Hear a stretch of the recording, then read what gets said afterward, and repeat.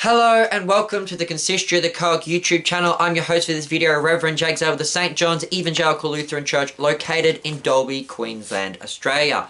This is my mini-series I'm doing on a brief introduction to different heresies. Now, there is no rhyme or reason to the heresies I'm doing. I'm not just going to be going through all the heresies in the historical emergence of those heresies. Basically, it's kind of whatever I'm thinking of at this time and whatever I'm working on at this time that's going to probably be the heresy I want to bring up. But on this video, I want to address the era of Jovinianism. So, what is Jovinianism? Because Jovinianism is something that the Roman Catholics accused the Lutherans of because we permitted our priests to get married. So, Jovinianism is a heresy that was started by the 4th century Father Jovinian. Jovinian was anti-monastic, he was extremely pro-marriage, and he opposed the idea of the perpetual virginity of Mary.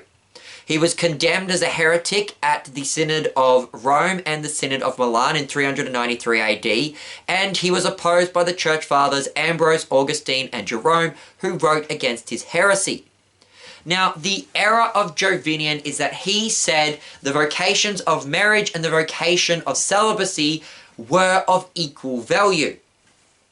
And people may be wondering, what is wrong with that? Well, what is wrong with that is that the scriptures do not teach this.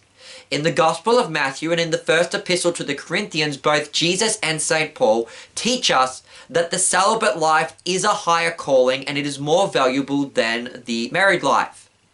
Now, this does not mean that the married life is of no value or that marriage should be disregarded in any way. But it is taught by Jesus and Paul that the life of celibacy is to be highly praised and it is a higher calling. Jesus praises those who are, quote, eunuchs for the kingdom of God. And in the Apology of the Augsburg Confession, Philip Melanchthon rejects the charge that Lutherans are Jovinians. We deny Jovinianism. We don't believe that marriage and celibacy are of equal value.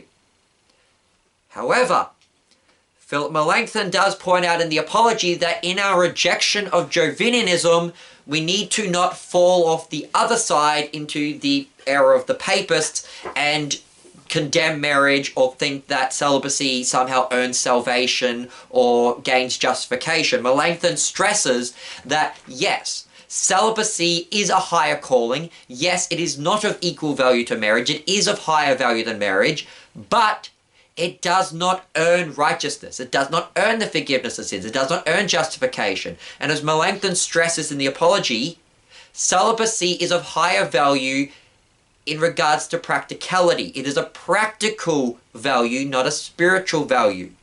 And this is seen in 1 Corinthians chapter 7, verses 32 to 34, where Paul talks about how the married man or the married woman are anxious for the things of this world, worried about pleasing their spouse, whereas the unmarried person can devote themselves fully to the service of God. See, the Apology says that celibacy is praised, but it is praised on account of meditation and study. Melanchthon says that Jesus praises those who are eunuchs for the kingdom of God for their time that they have to devote themselves to learning and teaching the gospel. Jesus is not saying that celibacy merits the forgiveness of sins. So Jovinian goes too far by saying that there is no distinction between marriage and celibacy. They're both of equal value. They're both good offices. But the papists err when they say that celibacy somehow earns a greater favor before God. Celibacy is of more value than marriage, but only because people who are not married can devote themselves to the service of God and neighbor. See, Jesus and Paul both teach in the scriptures when they are praising celibacy that if one can do this, they can. But as Jesus says in Matthew 19:11, not all can accept this, but only to those to whom it has been given. In verse 12, Jesus says that he who is able to accept it, let him accept it. St. Paul also in 1 Corinthians 7 verses 7 to 8 states that he wishes that all could be like him and remain unmarried. But he adds, that each has his own gift. And he says in verse 9 that if one is not able to control their sexual desires, then they should be married, lest he burn with sinful passion. Also, Luther, in the Large Catechism, when commenting on the 6th commandment, says that it is only a blessed few who have been given this supernatural gift to remain chaste outside of marriage and who can live this celibate life. It is a rare thing. And so celibacy is something that should be praised. It is something that only a few of us can achieve properly without falling into sin.